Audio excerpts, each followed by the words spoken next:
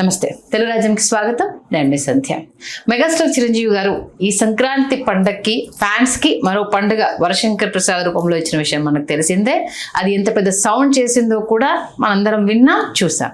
ఈ నేపథ్యంలో నెక్స్ట్ ఏ సినిమా చేయబోతున్నారు? చాలా మంది డైరెక్టర్లు అయితే లైన్ లో ఉన్నారు. మరి నెక్స్ట్ ఎటువంటి ప్రాజెక్ట్ ని కమిట్ కాబోతున్నారు అన్న అంశానికి సంబంధించి పూర్తి డీటెయిల్స్ తెలియజేయడానికి చరిత్రకారుడు చిల్లగడ శ్రీకాంత్ గారు మనతో ఉన్నారు. ఆయన అడిగి మరిన్ని వివరాలు తెలుసుకుందాం. శ్రీకాంత్ గారు నమస్తే అండి. నమస్కారం సంధ్య గారు. ఆల్మోస్ట్ మానవశంకర ప్రసాద్ తో మెగా ఫ్యాన్స్ ఫుల్ ఖుషిలో ఉన్నారు. నెక్స్ట్ మూవీ ఏంటి? విశ్వంబర మనకు వేసవి కాలంలో విడుదల కాబోతుంది. అందరికీ తెలిసిన విషయమే. విఎఫ్ఎక్స్ కూడా సంతృప్తికరంగా వచ్చిందని తెలిసింది. బింబిసారాకి నేను బాగా ఆ సినిమా విజయానికి కారకులు ఇద్దరు పేర్లు చెప్తా.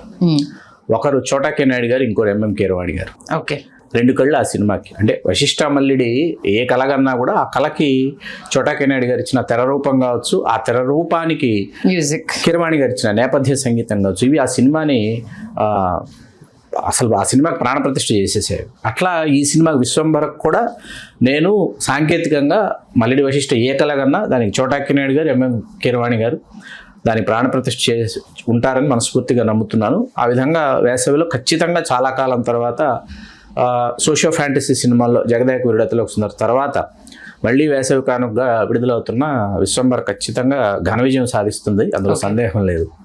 ఆ తర్వాత మీకేంటంటే చిరంజీవి గారు వెంటనే పట్టాలు ఎక్కించాలనుకుంటున్న సినిమా, ఇప్పుడు వెంటనే స్క్రిప్ట్ లాక్ చేసి షూటింగ్కి వెళ్ళిపోవాలనుకుంటున్నది బాబీ సినిమా.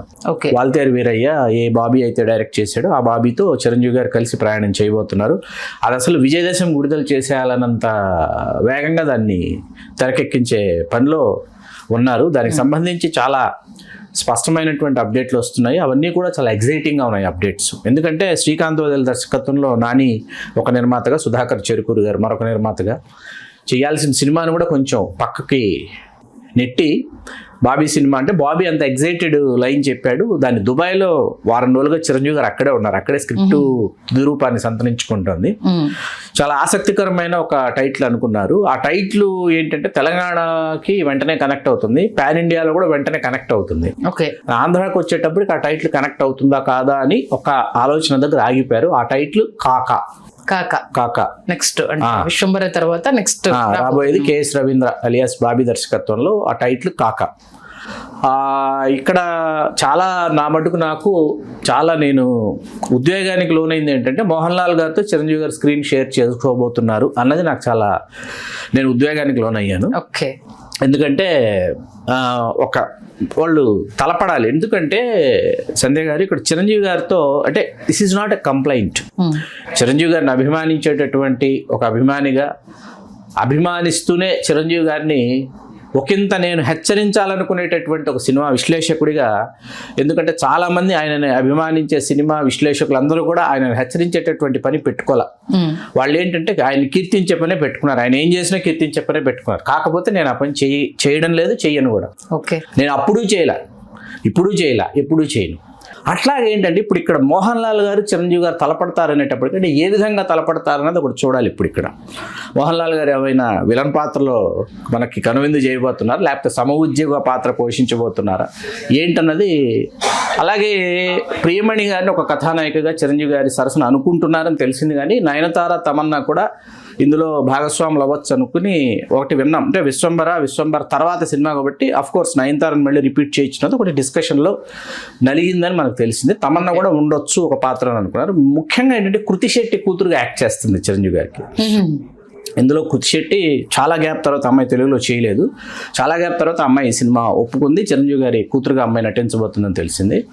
ప్రియమైన గారు నటిస్తారా, రవీనా టాండన్ గారు నటిస్తారా చిరంజీవి గారు పక్కన అనేది ఇంకా కన్ఫర్మ్ చేయలేదు. కాకా అనే టైటిల్ అయితే ఇప్పుడు మనకు అందినటువంటి విశ్వసనీయ సమాచారం మేరకు megastar Chiranjeevi in and as కాకా ఇప్పటి వరకు ఉన్నటువంటి సమాచారం. అది సంజయ్ గారు. అందుకే తెలంగాణ గుడిసెల వెంకటస్వామిని కాకా అని పిలుస్తారు కాబట్టి అందుకోసం తెలంగాణకి అలా కాదండి. లేదు, అది తప్పండి.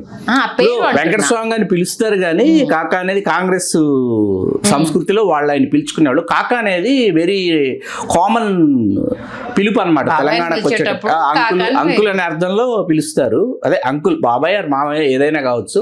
తెలంగాణలో సర్వసామాన్యమైనటువంటి పిలుపు అది. పాన్ ఇండియాకి వెళ్ళేటప్పుడు కూడా మీకు కాకా అనే వర్డ్ మనము వింటాం మనం. ఓకే, అలా అంటే ఆంధ్రాకి వచ్చేటప్పటికి దాన్ని రిసీవ్ చేసుకుంటారో చేసుకోరన్న దగ్గర ఆగారు. అంటే ఇక్కడ నాకు వాల్తేరు వీరయ్యలో బాబీ చిరంజీవి గారి తర్వాత ఏంటంటే రవితేజ్ గారికి స్క్రీన్ షేర్ చేసుకునే అవకాశం ఇచ్చారు. అవును, majority second half Ravitej domination కూడా కనిపిస్తుంది మీకు. మొన్న మనకు సరే ప్రీ క్లైమాక్స్ అయినప్పటికీ వెంకటేష్ గారి డామినేషన్ కనిపిస్తుంది. ఇది మన మనశంకర వరప్రసాద్, అనిల్ రావిపూడి. ఇప్పుడు మళ్ళీ మోహన్ లాల్ గారిని తీసుకొచ్చేటప్పటికి ఏంటంటే ఈ స్క్రీన్ షేరింగ్ ఏంటంటే చిరంజీవి గారితో స్క్రీన్ షేర్ చేయడం ఏంటంటే చిరంజీవి గారి స్క్రీన్ ప్రెజెన్స్ తగ్గించడం అనమాట. ఓకే, అది కూడా ఒక మనం అండర్లైన్ చేసుకోవాల్సిన పాయింట్. అంటే ఫుల్ ప్లెడ్జ్డ్గా చిరంజీవి గారి మీద భారం అంతా మోపకుండా మిగతా వాళ్ళ మీద కూడా భారాన్ని మోపి మృష్టాన్న భోజనంలాగా మొత్తం సినిమాని తయారు చేసి ఇవ్వడం, అట్లాంటి ఒక అది ఆరోగ్యకరమైనటువంటి అంశం. అట్లాగే మంచి అవుట్పుట్ వస్తుంది. గొప్ప ఆర్టిస్టులు సమవుజ్జీలు పోటాపోటీ ఉన్నప్పుడు ఏమవుతుందంటే అవుట్పుట్ అద్భుతంగా ఉంటుంది, ప్రేక్షకులు కూడా ఎంజాయ్ చేస్తారు. ఒక విశ్వంబర అనేది ముందే ఫిక్స్ అయిపోయింది, వేసవికి వచ్చేస్తుంది, అది కౌంట్ అవ్వదు. ఇప్పుడు అంటే మనశంకర వరప్రసాద్ తర్వాత చేయబోతున్న సినిమా అయితే కాకానే. ఓకే, మంచి గుడ్ న్యూస్ మెగా అభిమానులు చెప్పారు. మరి నిజంగానే వాల్తేరు వీరయ్య హిట్ తర్వాత బాబీ డైరెక్షన్ లో వస్తుంది కాబట్టి ఎలా ఉంటుందన్న ఎగ్జైట్మెంట్ కూడా మరి ఇప్పుడు మీరు చెప్పిన తారాగణ నేపథ్యంలో ఇంకా హైప్ అనేది పెరిగిపోతుంది. చూద్దాం మరి ఎలాంటి మూవీతో మళ్ళీ రాబోతున్నారు, ఎలాంటి స్టోరీని అందించబోతున్నారు అన్న ఎగ్జైట్మెంట్ అయితే అందరిలో ఉంది. మంచి చక్కటి లైనప్, చిరంజీవి గారి లైనప్ బాగుంది, ఇప్పుడు బాగుంది, సూపర్.